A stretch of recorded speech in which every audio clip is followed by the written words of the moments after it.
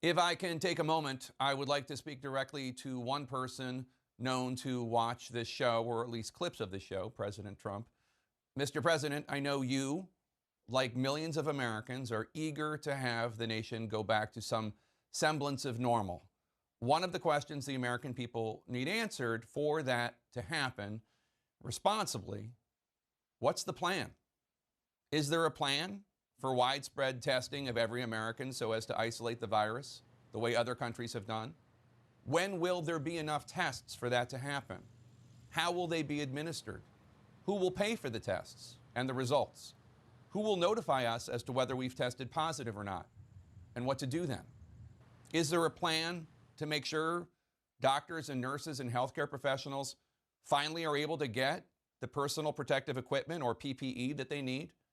Those healthcare workers are quite literally dying while they try to protect our society and save lives, and they're begging for PPE.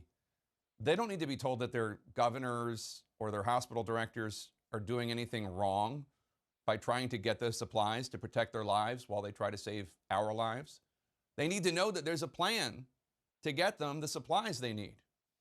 Governors and mayors right now are literally bidding against each other and against the federal government to try to get these supplies. This is escalating the prices and causing confusion and unnecessary bidding competition. Is there a plan to stop that? What is it? What about ventilators? New York City Mayor de Blasio said today would be the day his city could run out. Governor Edwards said his city or state could run out on Thursday. Is there a plan to expedite the manufacture of ventilators? It's still not clear whether you have fully utilized the Defense Production Act. Have you? Are any companies being compelled by the U.S. government to make ventilators?